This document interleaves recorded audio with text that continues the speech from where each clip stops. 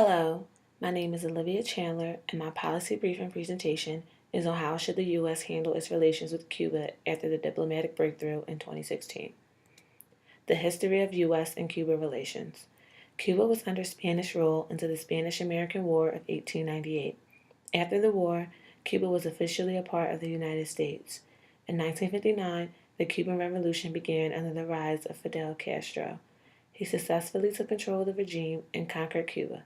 However, the United States became more skeptical of Cuba when they began to have trade deals with the Soviet Union. The United States feared that Cuba's actions would influence the states. So, CIA officials launched a mission called Bay of Pigs Invasion to try to overthrow the Castro regime. The mission failed and led to mistrust in the United States government. In 1962, the Cuban Missile Crisis occurred, where the Soviet Union placed nuclear missiles in Cuba and developed a very tense military and political battle with the United States. This led to the placement of the embargo. Further, the two nations were able to come to an agreement that the United States would not invade if Cuba removed the missiles. Over the years, the embargo has been loosened but not removed entirely. Current status. The embargo is the longest standing piece of foreign policy in American history. In 2014, major changes started to occur. Both President Obama and President Castro announced that they were working on creating better diplomatic relations. Both presidents chose a compromise, despite the differences on many issues, such as human rights and democracy. President Obama began with signing executive orders. For instance, they allowed ships to visit the U.S. ports after leaving Cuba. The two governments reopened their embassies, and he eased restrictions on travel by allowing U.S. citizens to travel to Cuba for certain reasons. He also repealed the wet foot, dry foot policy. In 2016, history was made when President Obama became the first president to visit Cuba's capital since Calvin Coolidge in 1928. Currently, most Democrats, along with a few Republicans, support the removal of the trade embargo in hopes of Cuba becoming a better nation and improving on human rights. However, most Republicans want to see more proof of change within the country before officially removing the embargo. My question is, when will Congress have enough evidence to lift it? After the death of President Fidel Castro, President Donald Trump tweeted, "A brutal dictator who oppressed his people for 6 decades. I do not think this is the kind of position we should take with Cuba. The president is the chief diplomat of the country, and although other countries might not have the same values as the United States, he must continue to show signs of peace." Why should the U.S. lift the embargo? Firstly, many scholars view the United States government as hypocritical. One of the primary goals of American foreign policy is to promote democracy. You cannot do that when you prohibit American rights to force another country to embrace democracy.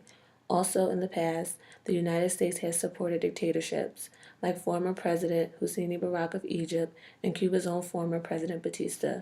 Why not support President Castro and its communist regime? If we allowed free trade with Cuba instead of isolating them, it could potentially promote democracy. With the embargo in place, it makes it difficult to open a new way to cooperate with business, extend diplomatic relations, and have trade dialogue. Also, Cuba hasn't been held accountable for its developing nation because they used the embargo as a reason for their failure. It is essentially a scapegoat for the regime. Also, maintaining the embargo continually gives the United States a bad name among the international community.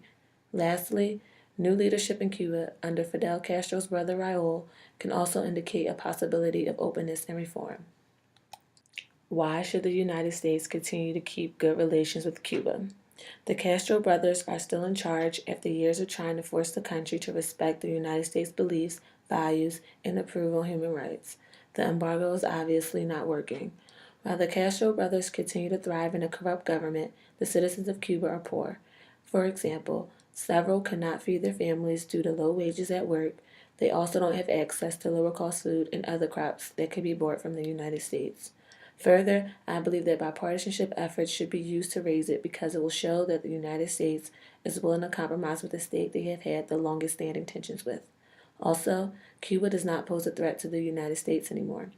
We should concentrate on countries that pose greater national security threat to the United States, such as Russia and North Korea.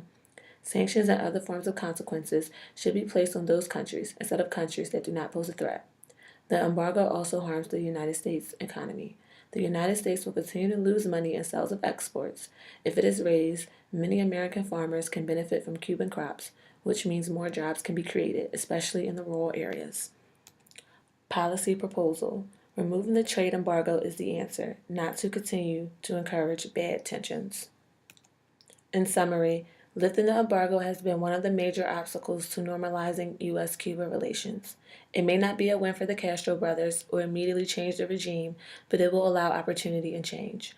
I believe the most efficient way for change is to not only visit the nation, but to interact with Cuban citizens and their government often.